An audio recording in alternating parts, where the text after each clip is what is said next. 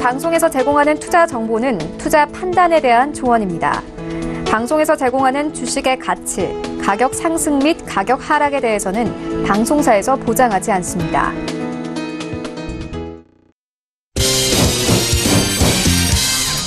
네, 오늘의 주요 헤드라인 소식입니다. 삼성바이오로직스가 분식회계 의혹에 대한 증권선물위원회의 최종 결론을 앞두고 급락했습니다. 지난 금요일 대비 주가가 22% 폭락하며 2016년 상장 이후 최대 하락률을 기록한 가운데 시가총액도 하루 만에 5조 4천억 원이 사라졌습니다.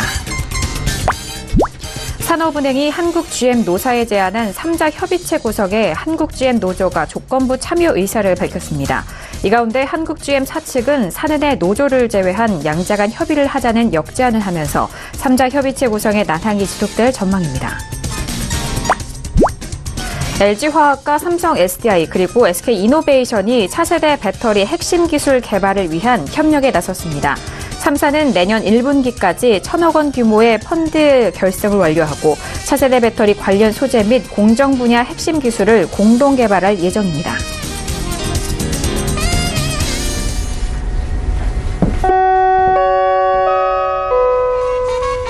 네, 안녕하세요. 평택촌놈 정석투자 MC 김은혜입니다. 자, 오늘은 월요일장이었습니다. 오늘 우리 시작을 이끈 테마는 제약바이오 업종이었습니다.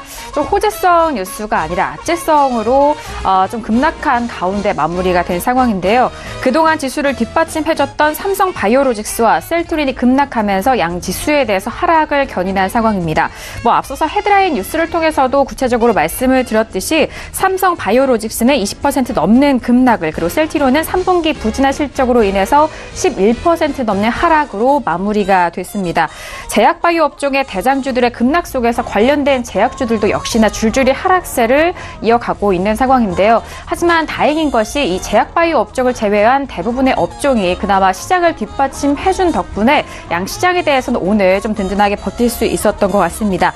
자, 한때 우리 시장의 강력한 상승 모멘텀으로 시장을 이끌었었던 제약바이오주의 하락으로 오늘 시장은 좀 휘청인 모습이었는데요. 앞으로 추가적으로 하락이 이어질지 또는 현재 부근에서 어떠한 전략이 가장 유효한지 오늘도 정석투자와 함께 하시면서 꼼꼼하게 확인해 보시길 바라겠습니다.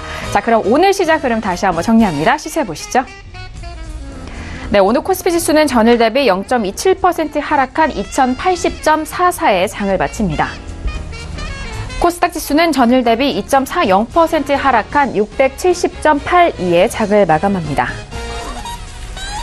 유가증권 시장에서는 기관과 외국인의 동반 순매수, 반면 개인 홀로 순매도 이어갑니다. 코스닥 시장에서는 개인 홀로 순매수, 반면 기관과 외국인은 동반 순매도 이어갑니다. 코스피 시가총액 상위 종목 확인합니다. 삼성전자와 SK하이닉스 외국인의 매수세 속에서 2% 넘는 상승으로 마무리가 됩니다. 삼성전자는 45,000원대를 회복이 되면서 45,200원에, SK하이닉스는 74,500원에 오늘장 마무리가 됐습니다. 코스닥 시가총액 상위 종목도 확인합니다. 대부분의 상위 종목들이 제약바이오 업종인 코스닥 시장 좀 부진한 모습인데요. 셀트리온 헬스케어를 비롯한 신라젠 모두 급락세 이어갑니다. 셀트리온 헬스케어는 10% 넘게 빠지면서 61,100원에, 그리고 신라젠은 9.14% 하락한 65,600원에 오늘장 마무리가 됐습니다. 네, 본격적으로 월요일장 정석투자 시작해보도록 하겠습니다. 월요일장은요, 학과장 정황 대표님과 함께 이어가 보도록 하겠습니다. 학과장님 어서 오세요. 네, 안녕하세요. 네, 반갑습니다.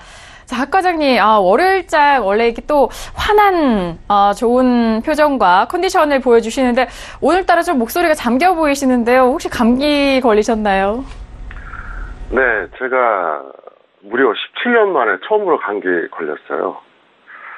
이 방송 1년 이상 보신 분들 알 겁니다. 저는 작년 10월 말까지도 반팔 입고 방송했어요. 추위도 더위도 안 타는 정말 엄청나게 강한 체질인데 왜 걸렸냐면 이유가 있어요. 제가 최근에 시장에 대해서 이제 엄청나게 분석을 했는데 그 분석을 너무 집중을 했고 또 그 분석 결과에 충격을 받아서 아마 이게 몸에서 어떤 그 저항이 온 것 같아요. 17년 만에 감기 처음 걸렸어요. 그 정도로 지금 굉장히 뭐랄까 시장에 대한 어떤 분석 내용이 중대하다 이렇게 말씀드리겠고요. 또 한 가지 말씀드릴 게 뭐냐면, 제가 3, 4월에 끊임없이 얘기했었잖아요. 평택촌놈 방주에 승선하라. 파생을 안 하면 돈 벌 수 없다. 이렇게 얘기했는데, 다시 한번 얘기할게요. 아직도 늦지 않았으니까, 방주에 승선을 하시는 게 좋다. 물론, 부두에 있는 방주와, 이미 물 위에 떠 있는 방주는 좀 접근성이 좀 차이가 있겠죠? 그럼 뭐 각자 알아서 하시기 바라겠고요. 그 다음에 이제 그 파생 매매에 대해서 왜 이렇게 강조하는지 제가 설명을 잠깐 드릴게요. 어떤 분들은 그래요. 파생은 위험해서 못하겠다. 근데 저는 그 얘기하고 싶어요. 취향을 모르면서 현물만 하는 게 더 위험한 거예요. 그리고 항상 말씀드리죠. 파생 대여 계좌는 절대로 사용하지 마세요. 저는 지금까지 살아오면서 파생 대여 계좌로 6개월, 1년 동안 매매해서 돈 번 사람을 단 한 명도 못 봤다는 거. 그것만 제가 말씀드릴 테니까 어쨌든 제가 이제 분석을 하다가 워낙 그 충격을 많이 받았어요. 그래서 이 정도 뉘앙스는 알아듣겠죠. 그리고 제가 10월 13일 강연회 때 또 했던 이야기가 있잖아요. 아마 그분들은 다 고개를 끄덕거리고 있을 겁니다. 어쨌든 오늘 제가 방송하다가 약간 기침할 수도 있고 또 이제 목소리 발음이 좀 틀릴 수도 있으니까 그 점 여러분들이 이해해 주시기를 바랍니다. 네, 맞아요. 제가 또 대표님과 뭐 항상 방송을 하면서 이렇게 목소리가 잠기신 적이 없는데 최근에 좀 무리하신 것 같은데 다시 한번 좀 건강 챙기시고 많은 시청자분들이 기다리실 거니까요. 다시 회복해 보시길 바라겠습니다. 자, 그럼 1교시로 바로 들어가 보도록 하겠습니다. 월요일장의 1교시는 시황 분석론이 기다리고 있습니다. 자, 오늘 우리 시장에서 대장주, 제약바이오 업종의 대장주들이 좀 무너지면서 이 업종 전반적으로 좀 부진한 모습을 보여줬습니다. 그럼에도 불구하고 IT 업종, 전기전자 업종으로는 외국인의 매수세가 좀 들어오면서 그나마 시장 방어를 해준 상황인데요. 자, 1교시 시황 분석론을 통해서 양시장에 대해서 더욱더 심도 있는 시황 분석 도와드리도록 하겠습니다. 자, 학 과장님, 오늘 시장에 대해서 먼저 시황 분석 도와주실까요? 네, 오늘 코스피는 전기전자 업종이 상승하면서 하락이 축소가 됐어요. 그래서 이제 양봉 마감했다는 게 이게 특성이고, 코스닥은 대형주 약세로 이제 코스피보다 더 큰 하락을 나타냈고요. 그 다음에 음봉 마감했는데, 정확하게 말하면 바로 제약바이오죠. 그래서 코스피 같은 경우에는 근데 이제 한 가지 주목할 점이 있어요. 제가 수정지수로 계산해봤거든요. 그랬더니 코스피 같은 경우에 오늘 종가보다 최소 5에서 10을 빼야 돼요. 그동안 제가 수정지수 얘기했을 때 바로 그 다음날 또는 한 이틀 뒤에 그게 정확하게 맞아떨어지는 걸 많이 보셨죠. 오늘 코스피 종가보다 5에서 10 정도 아래로 봐야 돼요. 이게 진짜 지수예요. 그리고 그동안 제가 코스피 수정지수 얘기 많이 했잖아요. 그만 있는 게 아니에요. 코스닥도 있고요. 선물도 있고요. 대형주 수정 가격까지 있어요. 처음 듣죠. 그동안 일부러 제가 얘기를 안 했어요. 제 회사 직원들도 봉투성도 몰라요. 코스피만 알고 있어요. 저는 그래서 그거를 딱딱 계산해버려요. 근데 어쨌든 그렇다. 상당히 중요한 내용입니다. 왜 제가 수정지수 얘기하냐. 여러분들 이 방송 보시면 항상 제가 그 얘기 하잖아요. 오늘은 말이에요. 10포인트 아래가 진짜입니다. 오늘은 30포인트 아래로 봐야 돼요. 무슨 얘기냐. 그 다음날 10포인트 빠져도 그걸 마이너스 10이라고 보면 안 되고 보합이라고 봐야 된다는 거예요. 거기서 바로 수정지수에 의미가 있는 거예요. 오늘 선물 같은 경우도 마찬가지예요. 선물 같은 경우에도 수정지수를 계산해 보니까 확실한 오버슈팅이 나왔어요. 그래서 제가 딱 분석을 해버렸죠. 그래서 오늘 일단은 그렇다 말씀드리겠고, 뉴스 브리핑에서도 아시는 것처럼 셀트리온하고 삼성바이오로직스 이런 것들 때문에 이제 빠졌는데 그 이야기는 제가 오늘의 간식 종목에서 계속 이어서 얘기하겠고요. 코스닥 같은 경우에는 일단 딴 거 없어요. 지금 심리가 완전히 무너졌다고 보면 됩니다. 셀트리온이 실적이 좀 약화되고, 삼성바이오로직스가 또 어떤 중대한 그런 결정을 남겨두고 있는 이런 상태인데, 어떻게 보면 좀 웃기지 않습니까? 그건 그거고 저건 저거잖아요.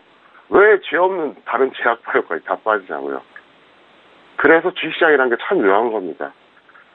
상당히 합리적인 메커니즘으로 돌아가는 것 같은데, 오늘 같은 경우 이거는 사실 심리로 움직인 거거든요. 비합리적이라는 거죠. 이성적인 게 아니란 얘기예요. 그래서 주식이 어려운 겁니다. 그래서 항상 제가 그런 말씀 드리잖아요. 주식을 비롯한 모든 투자가 어려운 이유는 이론대로 움직이지 않기 때문이다. 이론대로 움직이지 않는 이유는 왜곡 또는 변수 때문이다. 오늘은 정확하게 말하면 변수 때문에 코스닥이 또 무너지는 거란 얘기예요. 심리가 이제 요동을 쳤잖아요. 그래서 주식이 어려운 거예요. 만약에 이론대로만 움직이면 경제 흐름 파악 잘하는 경제학자들 돈 벌어야 되고요. 그 다음에 기업가치 분석 누구보다 잘하는 회계사들 당연히 돈 벌어야 돼요. 그 다음에 차트 잘 볼 수밖에 없는 컴퓨터 프로그래머들은 돈 벌어야 될 거 아닙니까? 근데 왜 그들이 실패할까요? 이유가 있어요. 거기에 너무 매몰돼서 그래요. 그것만 생각해서 그래요. 주식이라고 하는 것은 이 토탈입니다. 아주 복합적으로 판단해야 돼요. 그래서 제가 언젠가 주식에 대해서 이거는 과학이 아니라 예술이라고 그랬잖아요. 왜 그러냐? 과학의 특성은 뭡니까? 항상 똑같은 조건이 설정이 가능하고 그 똑같은 조건에서 같은 결과가 나와야 돼. 이게 바로 과학이에요. 1 플러스 1은 반드시 2가 나와야 되잖아요. 그런데 1 플러스 1이 1.5나 2.5가 나오면 과학이 아니죠. 근데 주식시장은 태생적으로 똑같은 조건이 형성될 수가 없어요.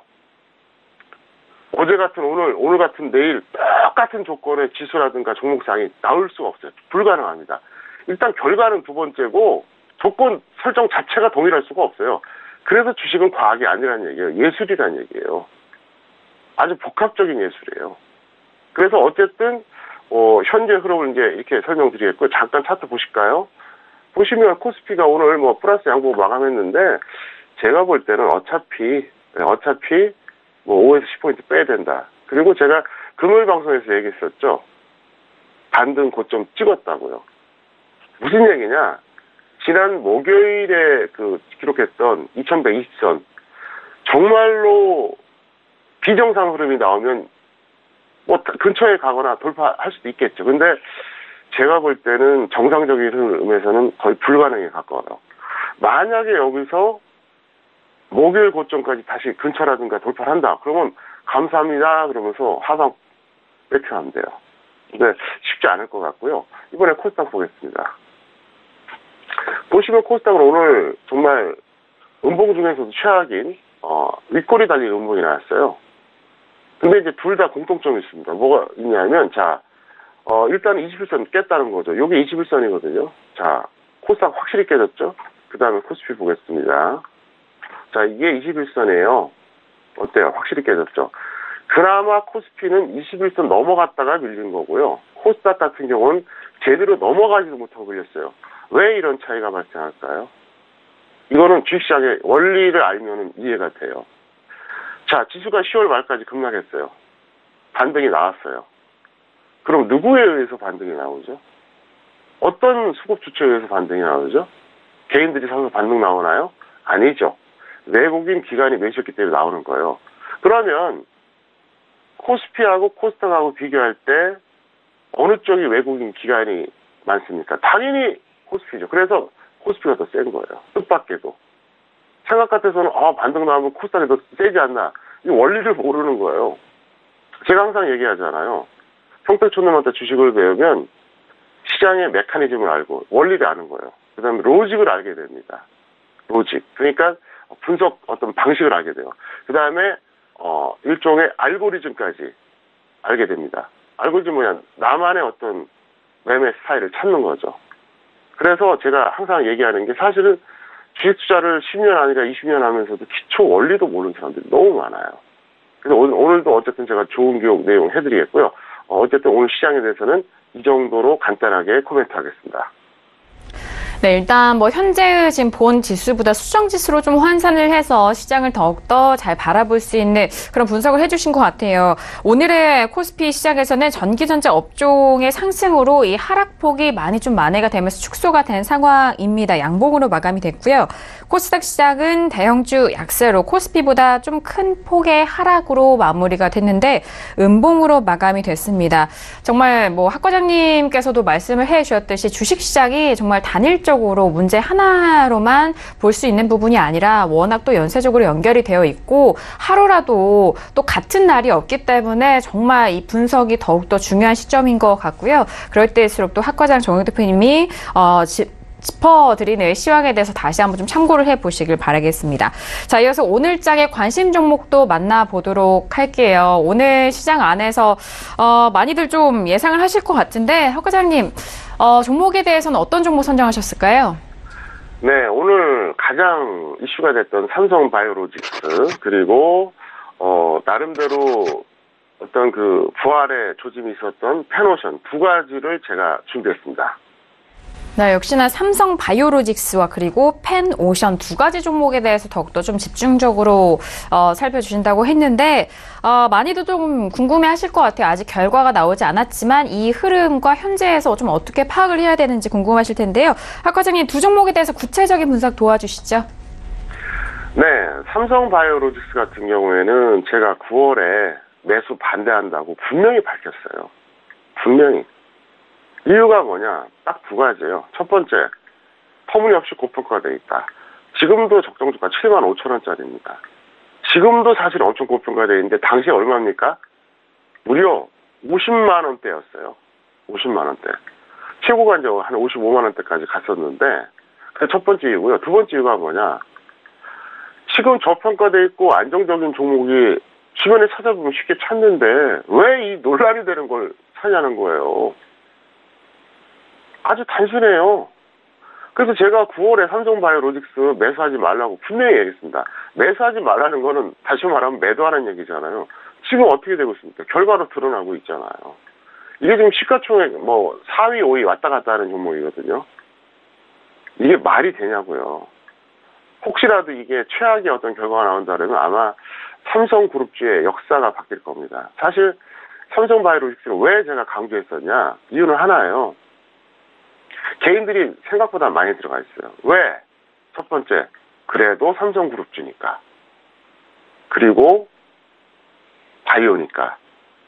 아마 그래서 많이 들어가 있을 겁니다. 지금 이 종목 때문에 낭패 보신 분들이 엄청나게 많은데 제가 할 얘기는 사실 이미 다 했어요. 9월에 내내 계속 얘기했잖아요. 매수하지 말라고. 지금까지 갖고 있는 분들은 최대한 반등 때 던지는 게 상책이고요.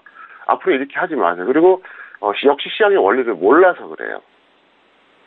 지수가 갈 때는 성장주가 강합니다. 지수가 밀릴 때는 가치주가 강한 거예요. 그래서 보면 지수가 밀리는 구간에서 뜻밖에도 전기가스라든가 통신업종이 갔잖아요. 무슨 얘기냐? 성장주의 대명사가 뭐냐? 바로 바이오예요.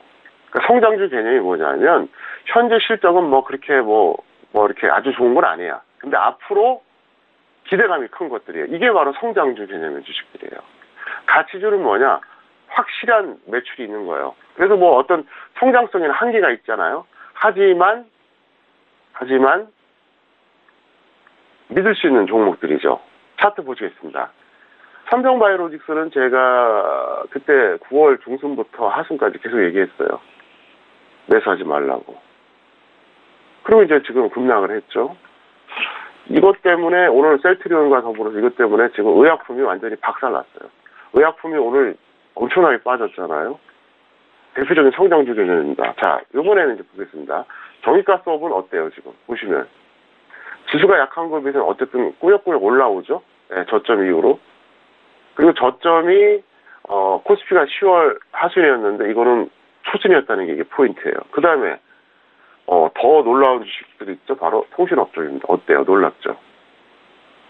보세요. 통신업종은요, 저점이, 지난 6월이었습니다. 그리고 지금, 나름대로 지수가 이 안 좋은 상황에서도 올라갔다가 지금 눌림목이에요. 이게 바로 시장의 원리예요. 이것도 몰라요. 10년, 20년 했다는 투자자들 이걸 몰라요. 심지어 주식 전문가들도 몰라요. 그러니까 제 방송 보면서 열심히 공부한다고 솔직히 고백하는 전문가들이 있어요. 저는 그 사람들 더 가르쳐주려고 그래요. 왜? 정직하니까. 제 거 보면서 마치 자기 것처럼 포장해갖고 얘기하는 사람들도 있거든요. 정직한 사람들은 특히 초보 전문가들은 저한테 연락을 하세요. 내가 많이 알려드릴게요. 어차피 나는 이 바닥 오래 있을 생각이 없기 때문에 알려줘야 되고 개인들 구원해줘야 되거든요. 이게 기본 원리예요. 이것도 모르면서 무슨 주식 투자래요. 지금 증명이 되잖아요. 현재 화면이 통신업종이에요. 근데 자 보실래요? 의약품은 어때요? 내려갔죠. 이게 바로 메커니즘이에요. 이게 기본 원리예요. 그래서 삼성바이오로직스를 제가 왜 이거를 하지 말라 그랬냐. 첫 번째, 고평가되어 있다는 거죠. 여전히. 지금도 75,000원이니까 적정주가가. 그리고 적정주가는 어떤 적정주가죠? 평택촌농 기술특허 적정주가입니다. 서울경제TV 오시면 항상 무료로 2,000종목 다 오픈되어 있어요. 찾아보세요. 두 번째, 왜 논란이 되는 걸 하냐. 그리고 또 하나 플러스 알파 한다 그러면 지금은 성장주 할 때가 아니란 얘기예요. 가치주를 할 때예요. 그러니까 그런 걸 모르는 거예요. 그러니까 개인들이 야 삼성그룹 주니까 바이오니까 이걸 모르는 거예요. 답답하죠. 이 자체가 사실 강입니다. 그래서 저는 뭐 사실 이 종목에 더 이상 할 얘기가 없어요. 왜? 이미 다 경고했으니까. 그 다음에 페노션은 보유자는 반등 시에 매도하시고 미보유자는 절대 관망인데요. 페노션 잠깐 보시겠습니다. 보세요. 페노션 같은 경우에는 이게 실적이 이제 다시 뭐 개선된다 만다 뭐 지금 논란이 많이 있는데 사실 이거는 제가 볼 때는 그렇게 나쁘진 않아요. 근데 어쨌든 지금 시장도 그렇고 이쪽 종목에 들어갈 만한 어떤 메리트가 없기 때문에 빠지는 거니까 일단 빠져나오시고 아직은 관망해달라 이렇게 설명을 드리겠습니다. 페노션 한번 제가 월봉으로 보여드릴까요? 기가 막히죠? 자, 환산 주가가 얼마인지 아십니까? 자, 환산 주가가 이게 76만 9천원. 지금 4,300원대니까 어때요? 무지막지하게 빠졌죠. 무지막지하게. 만원만 잡아도 76배 빠진 건데 5천원 이하니까 거의 뭐 150배 빠진 거잖아요. 150분의 1토막 난 거예요. 그래서 페노션 같은 경우에도 사실 이게 단기로 본다 그러면 약간 좀 아쉽지만 중장기로는 사실 이거는 좀 계속 눈여겨볼 만한 가치는 있어요. 하다가 이 종목은 나중에 너무 많이 배팅하기엔 좀 부담이 되고요. 적당한 금액으로 배팅할 만한 가치는 있습니다. 그래서 지금은 아니지만 계속 관심 종목으로 참고하시길 바랍니다. 네, 오늘의 관심 종목은 두 가지 종목이었습니다. 삼성바이오로직스에 대한 부분은 오늘 또 이슈에 맞물렸는데요. 맞습니다. 9월에 매수 반대 종목을 좀 조언을 해 주셨습니다. 이 부분을 좀 들으셨던 분들은 기억을 하실 것 같은데요. 삼성바이오로직스 관련돼서는 좀 의약품 업종을 구체적으로 또 추가적인 설명도 함께 도와드렸으니까 이 삼성바이오로직스뿐만 아니라 관련된 제약바이오 업종에 대해서 좀 다시 한번 참고해 보시길 바라겠고요. 자, 페노션 같은 경우에는 보유자는 반등 시 매도 관점입니다. 단 미보유자에 대해서는 절대 관망에 대한 의견을 주셨는데요. 일단 뭐 단기적보단 중장기적으로 이후에 좀 관심 종목으로 계속해서 좀 눈여겨보시고 이 종목에 대해서는 좀 비중을 크게 하신다기보다는 좀 작은 비중으로 노려보시라라는 말씀까지 오늘의 관심 종목 두 가지까지 말씀을 드렸습니다. 자, 이렇게 1교시 시황 분석론을 통해서 다양한 시황과 종목에 대해서 설명 도와드렸습니다. 네, 2교시로 바로 넘어가 볼게요. 오늘의 2교시는요, 투자학개론이 기다리고 있습니다. 정말 뭐 앞서서 시황 말씀을 해 주셨을 때, 뭐 시장이 하루하루 이렇게 좀 변수와 같은 상황이 없는 만큼 이럴 때일수록 더욱더 좀 명확한 기준이 참 중요한 때입니다. 교육이 또 먼저여야 다양한 시황에 대해서 대응을 하실 수가 있을 것 같은데요. 자, 오늘은 어떤 내용으로 또 교육을 준비하셨는지 궁금합니다. 자, 과장님, 오늘 배워볼 내용은 어떤 내용일까요? 네, 오늘 강의 내용은 이제 차차 말씀드리겠고요. 이제 미리 이제 제가 좀 드릴 말씀이 있어요. 매주 월요일에 교육하는 이 내용을 주식자 뭐 짧게는 5년, 길게는 20년 한 사람들도 처음 듣는다는 얘기를 많이 해요. 그 처음 듣는 이유는 두 가지가 있어요. 첫 번째는 제가 강의하는 내용은 100% 독창적으로 제가 만들어낸 로직이에요. 저는 누구한테 주식을 배운 적이 없어요. 그래서 처음 들을 겁니다. 여기저기서 시중에 떠도는 짜깁기용 강의가 아니기 때문에 그렇고요. 또 한 가지가 뭐냐면은 상당히 저는 실전적으로 강의합니다. 그래서 사람들이 이제 그런 얘기 하더라고요. 만나서 얘기를 들어보면 이렇게 공개된 방송에서 무료로 그 전달하는 강의 치고는 엄청나다 그러는데 그러면 생각을 해보세요. 제가 얼마나 많은 노하우를 갖고 있겠어요. 이 정도쯤이야 하고 그냥 막 뿌리잖아요. 막 주잖아요. 그렇다고 해서 여기저기 찾아보면 내용이 있느냐? 없어요. 저한테만 들을 수 있는 내용들이에요. 그리고 이제 교육의 필요성을 얘기해 드릴게요. 교육을 제대로 받지 않고 또 매매 훈련이 돼 있지 않은 상태에서 거둔 수익은요. 사상 누각이 됩니다. 조금만 변수 생기거나 조금만 장 나쁘면 그냥 다 날아가요. 근데 교육을 받고 훈련이 잘 돼 있는 사람들은 생존할 수 있고 수익을 거둘 수 있어요. 제가 항상 그래서 그런 얘기 했었잖아요. 진정한 고수는 오랜 시간 동안 꾸준하게 안정적으로 수익 내는 사람이 이게 진짜 고수라고 했잖아요. 하수들이 막 들쭉날쭉 하는 거예요. 그리고 제가 작년부터 했던 얘기 있죠. 배운다 생각하면 배우기도 하고 벌 수도 있습니다. 다만 벌겠다 생각하면 오히려 배우지도 못하고 벌지도 못해요. 그래서 이 모든 교육을 여러분들이 계속 받으시길 바라겠고요. 어쨌든 저는 그렇게 생각합니다. 뭐 누가 인정하든 말든 저는 그렇게 생각해요. 대한민국 개인 투자자에게 저는 최후의 보루라고 생각합니다. 저마저 언젠가 이 바닥 떠나면 의지할 데가 없을 거예요. 저는 스스로 자부합니다. 끝까지 제가 좋은 교육 내용 해드리겠고 이렇게 몸 망가져가면서까지 분석을 하니까 잘 따라오시기 바라겠고요. 자, 교육 내용 하겠습니다. 종목의 일중 등락에 따른 매매 우선순위입니다. 이것도 제가 실전 투자하면서 직접 찾아낸 겁니다. 언제? 20년 전에. 20년 전에 찾아낸 거예요. 제가 지금 강의해드린 내용들은요, 뭐 15년 전, 20년 전 거예요. 그러니까 5년 전 거 이거는 아예 공개도 안 해요. 기초기 때문에 잘 참고하세요. 자, 현물하신 분들 어떻게 하느냐? 1순위, 2순위, 3순위가 있습니다. 그러니까 우리가 이제 종목이 있으면 예를 들어서 뭐 5개, 10개 중에서 어떤 거 살까 고민하잖아요. 그죠? 그럴 때 과연 우선순위 어디에다 두냐는 거예요. 감으로 산다는 건 너무 비합리적이지 않습니까? 제가 항상 얘기했잖아요. 정석 투자의 정의가 뭐죠? 위험 관리와 수익 추구를 동시에 고려하면서 과정 합리적인 매매를 한다. 과정 합리적인 매매를 한다고 해서 항상 결과가 좋다는 보장은 없어요. 하지만 확률이 높아진다는 거죠. 프로야구에서 기초가 없는 타자가 마구잡이로 막 스윙을 해요. 근데도 4타 나온 날도 있어요. 근데 그 선수가 한 시즌을 놓고 보자고요. 타율이 높을까요? 안 높아요. 왜? 기초가 없기 때문에. 자, 1순위가 뭐냐? 플러스권 상승 출발 후에 마이너스권 하락 전환된 종목. 이게 바로 1순위예요. 이게 바로 1순위입니다. 최고가 상승에서 최저가 하락까지 어떤 차이가 있는데 포인트가 뭐냐? 상승 출발했다가 하락 전환된 종목이에요. 그러니까 예를 들어서 플러스 뭐 5% 3% 됐다가 마이너스 뭐 2, 3%. 왜? 가격 메리트가 분명히 존재하고요. 요거는 상승 전환 시에 저점 매수가 가능합니다. 그래서 간단하게 설명드릴게요. 플러스 5%로 출발했어요. 플러스 5%. 근데 마이너스 3%까지 떨어졌어요. 예를 들어서 그러면 플러스 5% 출발했다 마이너스 3% 떨어지시면 딱 보합까지 다시 반등 나올 수 있잖아요. 그럼 그때가 1차. 그 다음에 저점이 2차 매수하면 돼요. 그게 방식이에요. 이게 최우선 매수 대상입니다. 두 번째, 2순위입니다. 이건 뭐냐? 플러스에서 플러스권 상승 축소가 된 겁니다.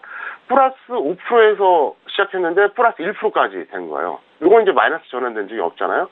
이건 최고가 상승에서 최저가 상승까지 해서 상승 출발에 상승 축소 종목을 의미하는 건데, 매수가 매도보다 강한 종목. 그러니까 매수의 어떤 세력이 매도 세력보다 강한 종목을 말하는 겁니다. 무슨 얘기냐? 보합을 깨지 않았다고 하는 것은 무슨 얘기냐? 끊임없이 마이너스 안 되게 받쳐주고 있다는 얘기거든요. 그래서 이건 가장 보편적인 노멀한 이런 매수 대상이 되는 거고요. 3순위가 뭐냐? 하락 출발 후 마이너스권 하락 확대된 종목. 예를 들어서 마이너스 3% 하락을 했어요. 근데 마이너스 7%까지 갔어요. 바로 이게 바로 3순위입니다. 그래서 이건 하락 출발에 하락 확대된 종목인데 이거는 초단타가 좋은 거예요. 일봉 매매자는 신중히 접근 필요하다. 무슨 얘기냐? 초단타는 분봉 매매죠. 당일 매매죠. 오늘 샀다 오늘 파는 거. 근데 일봉 매매는 오늘 샀다 홀딩하는 걸 말하는 거거든요. 이거는 후순위 매수 대상입니다. 여러분 이것만 알아도 얼마나 벌써 이 종목이 추려집니까? 이게 지금 제가 무료로 지금 공개하는 평택촌놈의 노하우예요. 그러니 저의 노하우를 다 알게 되면 어떻게 될까요? 경악할 겁니다. 정말로. 그래서 제가 앞으로 최대한 알려드리는데 왜 이렇게 기초적인 걸 알려드리냐? 사실 뭐 사람에 따라서는 이게 기초가 아니라 노하우처럼 느끼는 분들도 있을 거야. 근데 왜 이거 알려드리냐? 이것도 모르고 무슨 주식을 합니까?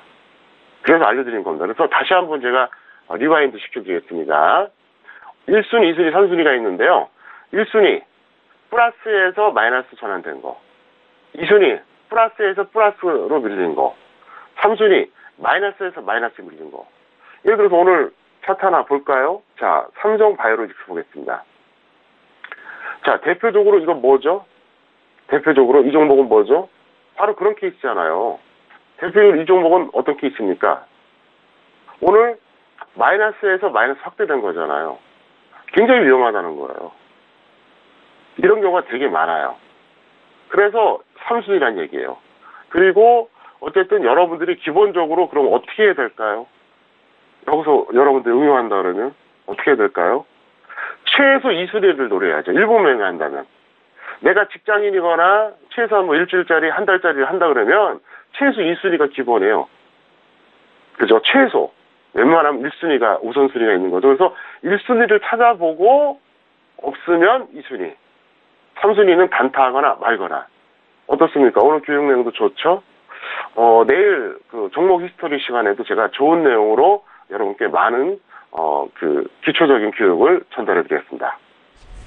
네, 오늘 2교시 투자학개론을 통해서 배워본 내용은요, 종목의 일중 등락에 따른 매매 우선순위를 어떻게 결정을 할지 그 부분에 대해서 아주 상세하게 또 말씀을 드렸습니다. 매일같이 또 매매할 때 하루 안에 이 종목의 등락을 보고 또 어떻게 또 판단을 하고 분석을 해야 되는지 그 안에서 접근 방법까지 다시 한번 좀 상세하게 도와드렸으니까요. 참고해 보시길 바라겠습니다.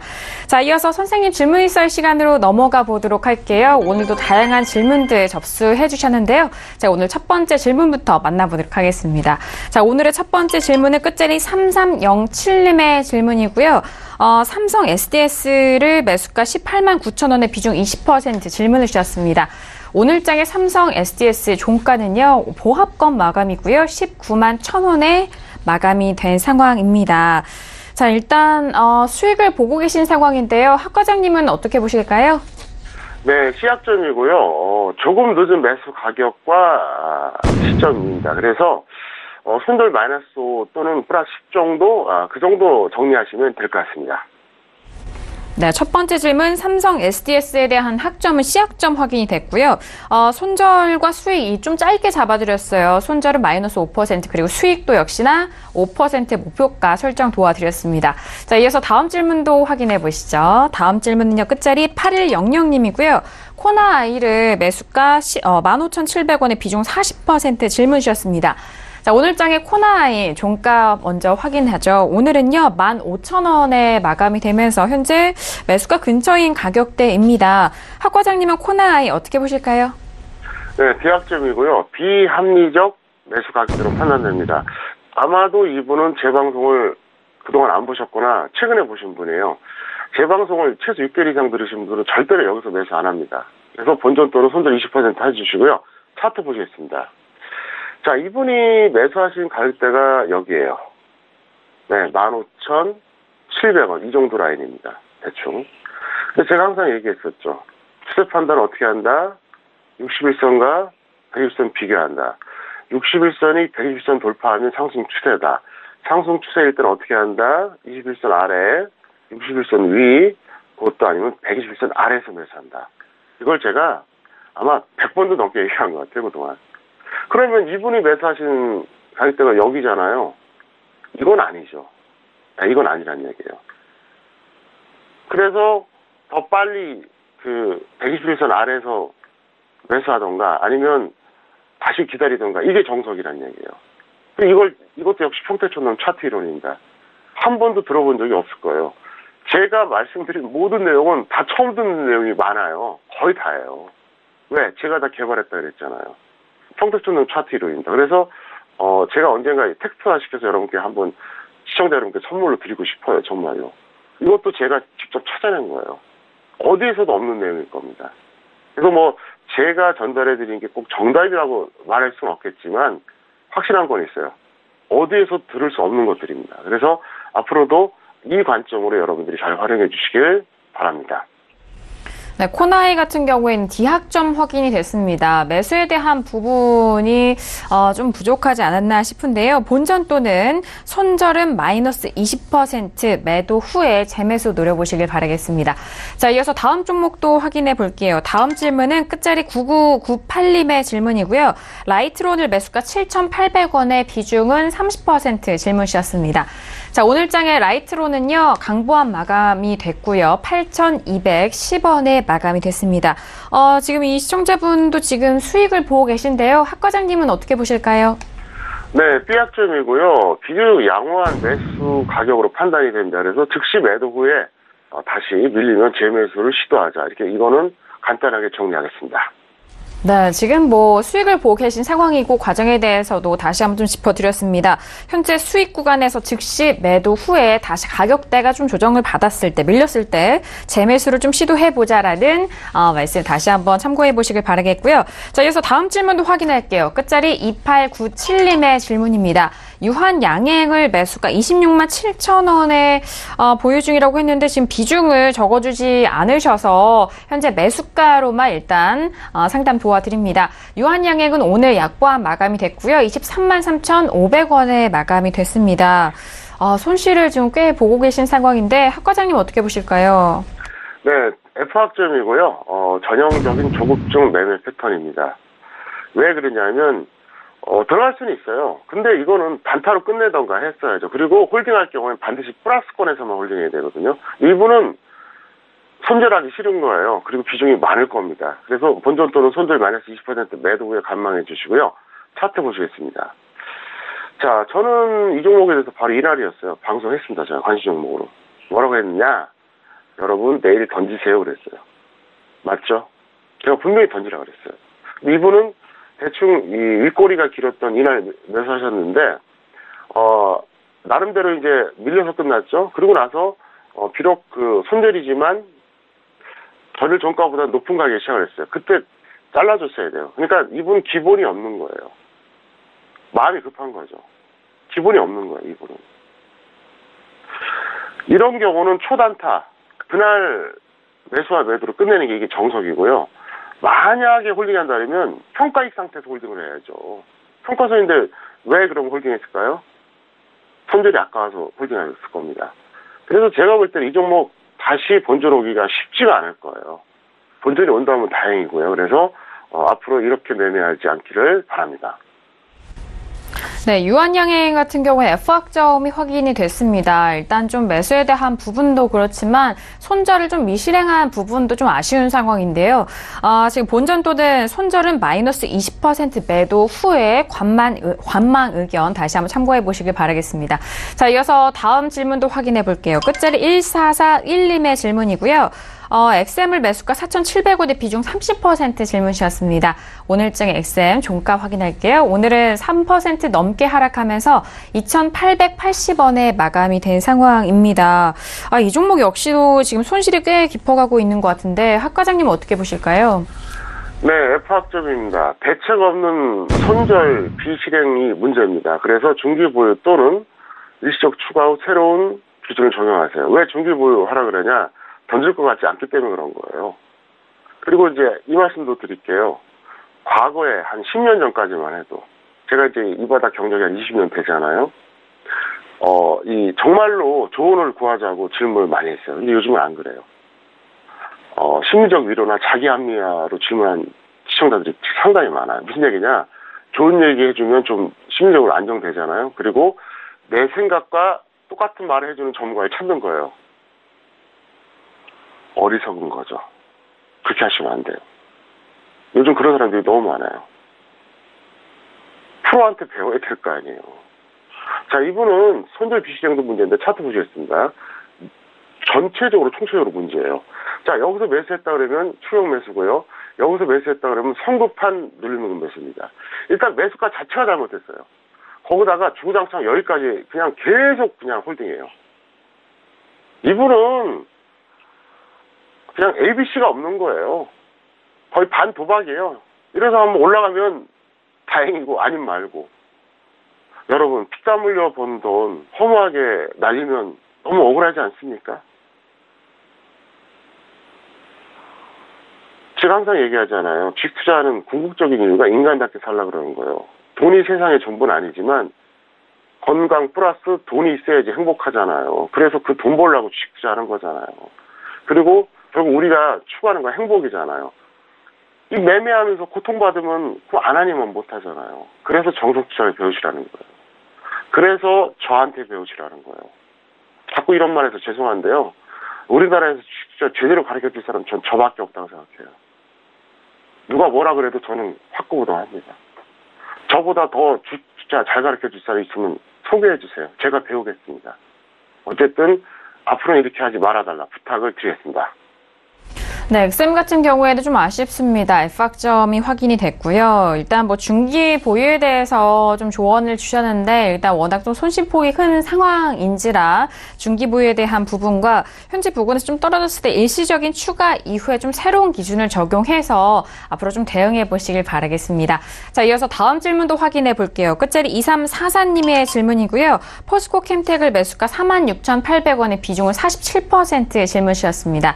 오늘장의 포스코 캠텍의 종가 확인하죠. 오늘은 강보합 마감이고요. 78,100원에 마감이 됐습니다. 지금 포스코 캠텍은 매수가 대비해서 꽤 소익을 보고 계신데요. 학 과장님은 어떻게 보실까요? 네, 수익을 축하드린다 말씀드리겠고요. 근데 시약점이에요. 왜? 결과는 성공했을지 몰라도 과정은 아쉽습니다. 왜? 추격 매수한 거거든요.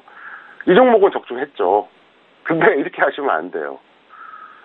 결과가 좋다고 해서 과정이 유야되지 않습니다. 그게 바로 정석 투자예요. 저는 제 인생도 그렇거든요. 저는 정석대로 살아요. 정도를 걷습니다. 반드시 나는 크게 성공할 거라고 믿어요. 내 자신이. 왜?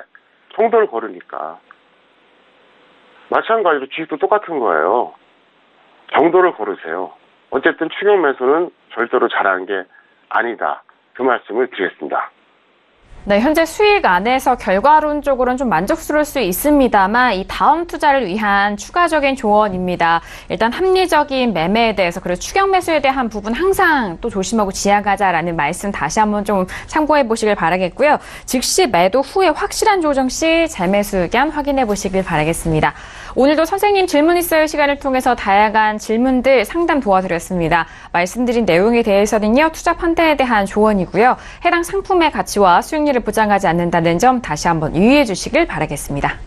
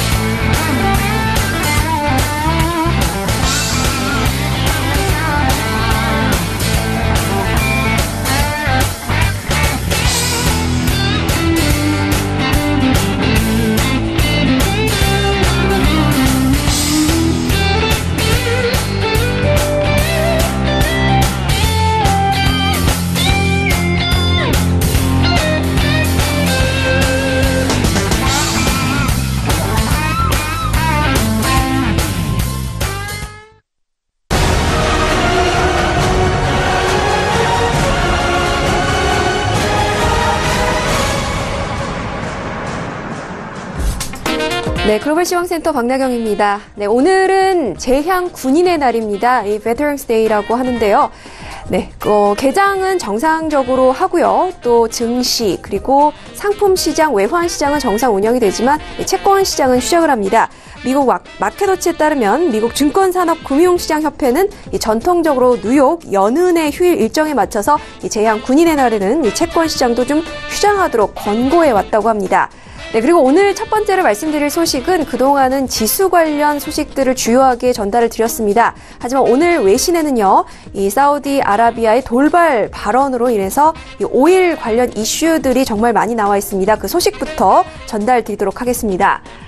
네, Saudis to reduce all output as OPEC still debates production cuts라고 나와 있습니다. 사우디아라비아가 12월부터 하루 50만 배럴 감산을 하겠다고 발표를 했습니다. 중간 선거가 끝나자마자 이 돌변했다라는 외신 쪽 이야기인데요. 네, 한편 이제 11일 주말 동안에 오펙 및 주요 산유국들이 장관급 회의를 열었습니다. 네, 그 자리에서 사우디는 전체적으로 하루 100만 배럴의 감산이 필요하다라고 이야기를 했는데요. 지난달 오일 가격이 20% 정도의 급락을 나타내면서 더 이상의 증산은 불필요하다라는 판단을 내린 것으로 전망되고 있습니다. 이에 따라서 아랍에미리트나 오만 등 주요 산유국들도 사우디에 이어서 감산 조치를 내놓을 것으로 전망이 되고 있습니다. 네, 사실 시장 심리가 이제는 공급 부족이 아니라 과잉 공급을 우려하는 때가 도래했다라고 사우디 측에서는 그 배경을 설명을 했는데요. 또 중간 선거를 앞두고 사우디의 눈치를 보고, 사우디가 아닌 미국 눈치를 보고요. 네, 그리고 사우디 역시 터키 이스탄불의 영사관에서 있었던 언론인 암살 사건에 대해서 좀 태도에 대한 부분 때문에 이 궁지에 몰린 탓에 이를 원유 생산량을 100만 배럴로 증산하겠다고 발표한 바 있습니다. 네, 지난달 4년 만에 최고치 가격을 찍었습니다. 86.29달러를 기록했던 국제유가가 9일 배럴당 70.18달러로 떨어지면서 4월 정도 그 가격대로 다시 떨어졌습니다. 미국이 이제 한국을 비롯해서 8개 국가의 이란 제재에 대한 유예를 발표했고요. 또 국제 경제 성장 둔화에 따른 이런 수요 하락에 대한 우려 속에서 이런 부분들이 가격 하락을 견인했다라는 분석입니다. 사우디는 배럴당 80달러 정도를 목표로 잡고 있는 것으로 지금 알려지고 있고요. 네, 한편 그렇기 때문에 지금 오일 가격이 사우디의 발언으로 1% 넘는 급등세에 이어가고 있다는 소식입니다. 그리고 오펙의 14개 회원국과 러시아 등 10개 비회원 국가들은 12월 6일 오스트리아 빈에서 175차 오펙 회의를 엽니다. 이때 감산 문제를 논의할 예정인데요. 사실 모든 오펙과 또 산유국들이 이 부분에 대해서 찬성하는 것은 아니고 또 주요 국가 중에 하나인 러시아는 이 가격 하락은 일시적인 것이다라고 말하면서 내년도에도 하루 30만 배럴 정도 증산할 계획이라고 현재까지는 밝힌 바 있습니다. 네, 앞으로의 회의 상황과 또 증시와의 연관성에 대해서 또 어떤 변화가 있을지 좀 주목이 되고 있고요. 그동안 트럼프 대통령의 트위터 논평과 이런 압박이 이 사우디의 수도꼭지를 열게 했다라는 이런 또 표현들도 나와 있는데요. 이제 트위터를 통해서 또 트럼프 대통령이 어떤 발언을 내놓을지가 주목이 되고 있습니다. 네, 한편 오늘 중국 증시 마감 상황입니다. 네, 오늘은 미국 증시의 큰 이슈보다는 아시아 증시 역시 중국 증시의 상승 부양책 이 부분에 대해서 좀 탄력을 받았다는 분석인데요. 이 당국의 부양책과 또 부양 발언에 대해서 급등 마감했다는 소식입니다. 상하이 종합지수 1.2% 상승해서 2630.52에 마감했고요. 네, 선전종합지수도 2.53% 올라서 1361.74에 마쳤습니다. 네, 본토 증시 6거래일 만에 반등에 성공했다는 분석인데요. 네, 이렇게 중국이 대규모의 감세 방안과 또 기업들을 위한 상당한 규모의 수수료 인하 방안을 연구할 것이라고 밝혔습니다. 네, 그러면서 이 관세 인하를 밝혔던 이 시진핑 국가주석의 발언을 이어가는 것으로 지금 분석이 되고 있고요. 또 한편 이제 인민은행은 역환매 조건 부채권은 운영하지 않고 있습니다. 홍콩 증시도 오늘 상승 마감을 했고요. 또 말씀드린 대로 아직 미중 무역 전쟁이 해결되지 않은 이슈인 만큼 연말까지 증시 랠리 예상은 되고 있지만 또 향후의 지정학적 이슈들에 대해서 더욱더 주목이 되는 상황입니다. 이상 여기까지 글로벌 시황센터 박나경이었습니다. 네, 오늘은 제약바이오 업종이 좀 하락을 하면서 부진했지만 그 밖에 업종들에서 외국인의 수급이 좀 들어왔었던 상황인데요. 중국 쪽에 대한 상황도 브리핑을 해드렸고 그렇다면 내일 우리 시장은 어떻게 이어질지 전망 들어보도록 하겠습니다. 학 과장님, 내일장 전망 어떻게 보실까요? 네, 국내 요인만 고려하면 반등 고점은 완성됐습니다. 제가 금요일에 했던 이야기 동일합니다. 그리고 해외 증시가 변수다. 장중의 변수가 되겠죠. 오늘 중국이 좋아서 사실 한국의 코스피가 덜 빠졌고 선물은 어쨌든 플러스로 끝났잖아요. 근데 제가 오늘 막판에 그랬어요. 오늘 선물은 271.00 이하로 끝나야지 맞다 그랬는데 지금 야간 선물 보니까 딱 271.00이네요. 어쨌든 중국 변수는 뭐 그렇게 신경 쓰지 마세요. 그리고 제가 또 하나의 또 어떤 팁을 하나 드릴게요. 자사주 매입, 공매도 금지, 증시 부양책. 이거는 역설적이게도 이렇게까지 하지 않으면 하락을 막을 수 없어요 하고 선언하는 거예요. 시장이 좋으면 왜 자사주 매입을 합니까? 어떤 종목이 잘 가면? 그리고 공매도를 해도 올라가는 장은 올라가요. 또 증시 부양책이란 용어 자체가 이건 상당히 뭐라 할까요? 보통 이제 증시 부양책은 어떤 투자 회사가 아니라 어떤 정부 관계자가 얘기하거든요. 이거는 공식적으로 선언한 거예요. 이렇게라도 해야지 우리가 신경을 써주겠다. 그렇지 않으면 더 빠질 거야. 이렇게 선언하는 거랑 똑같은 거예요. 그 다음에 미중 무역 전쟁 각종 뉴스가 나오잖아요. 당분간 지속됩니다. 뭐 언제까지라고 딱 잘라 얘기하기는 어렵지만 당분간 지속돼요. 왜 그런지 아십니까? 트럼프의 특성 때문에 그래요. 저는 트럼프로 완전히 분석을 해버렸어요. 그래서 트럼프의 분석한 이유가 뭐냐? 미국의 정책이 나오잖아요. 그럼 미국의 정책이 나오면 중국과의 어떤 그런 결과가 나오잖아요. 그럼 한국까지 연관이 되잖아요. 이게 다 주식하고 일맥상통하는 거예요. 그래서 우리가 투자할 때 어떤 인문학적 관점도 상당히 필요하다는 얘기입니다. 왜? 뭔가를 의사결정하는 건 누가 또 사람이 하는 거예요. 그래서 단순하게 수치만 따지고 뭐 무슨 계량화된 어떤 계산만 하고 이래서 되는 게 아닙니다. 그래서 인문학적 분석이 필요한 거고요. 제가 트럼프에 대해서 제가 수도 없이 얘기했잖아요. 계속 독점할 겁니다. 두고 보세요. 어쨌든 오늘 이 정도 마감하겠고요. 내일 뭐 크게 기대하지 않는 게 좋겠다 이렇게 설명을 드리겠습니다. 네, 국내 요인만 고려하면 반등 고점이 완성이 됐지만 일단 해외 증시가 좀 변수일 것이다라는 말씀과 함께 내일장에 대한 흐름과 분석 다시 한번 정리를 해드렸습니다. 자, 오늘 월요일 저녁 학과장 정우 대표님과 함께 했는데요. 함께 해주신 대표님과는 여기서 인사 나누도록 하겠습니다. 학과장님 오늘 말씀 감사합니다. 네, 감사합니다. 네, 오늘도 다양한 전략들 저희 정석 투자를 통해서 전달을 해드렸습니다. 저희가 말씀드린 내용에 대해서는요, 투자 판단에 대한 조언이고요. 해당 상품의 가치와 수익률을 보장하지 않는다는 점 다시 한번 유의해 주시길 바라겠습니다. 오늘 저희가 준비한 소식과 내용은 여기까지고요. 저희는 내일 이 시간도 학과장 정우 대표님과 함께 돌아오도록 하겠습니다. 감사합니다.